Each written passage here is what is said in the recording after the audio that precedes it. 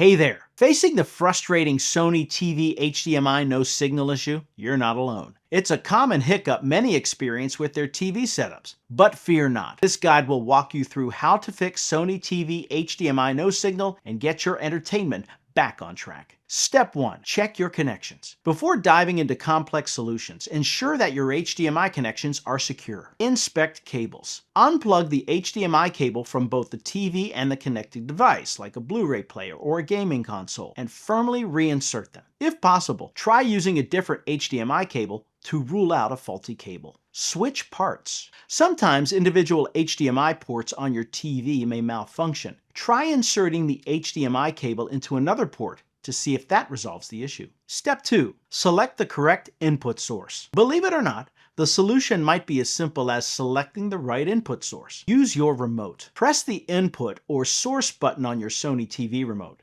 Cycle through the options and select the correct HDMI input where your device is connected. Double check the device. Ensure the connected device is powered on and functioning. An inactive device won't send a signal, resulting in the no signal message. Step 3. Power cycle your devices. A simple restart can work wonders for resolving technical glitches. Restart the TV. Turn off your Sony TV. Unplug it from the power outlet, wait for about 60 seconds, and then plug it back in. Turn the TV on and check if the signal returns. Power cycle the connected device. Similarly, turn off your connected device, unplug it, wait for a minute, and then plug it back in. Power it on and see if the issue is resolved. Step 4. Adjust TV settings. Sometimes tweaking TV settings can solve the no signal issue. Update firmware. Ensure your Sony TV firmware is up to date. Navigate to Settings, Support, Software Update to check for any updates. HDMI settings. For some Sony TVs, certain settings can interfere with HDMI signals. Go to Settings, select Watching TV, External Inputs,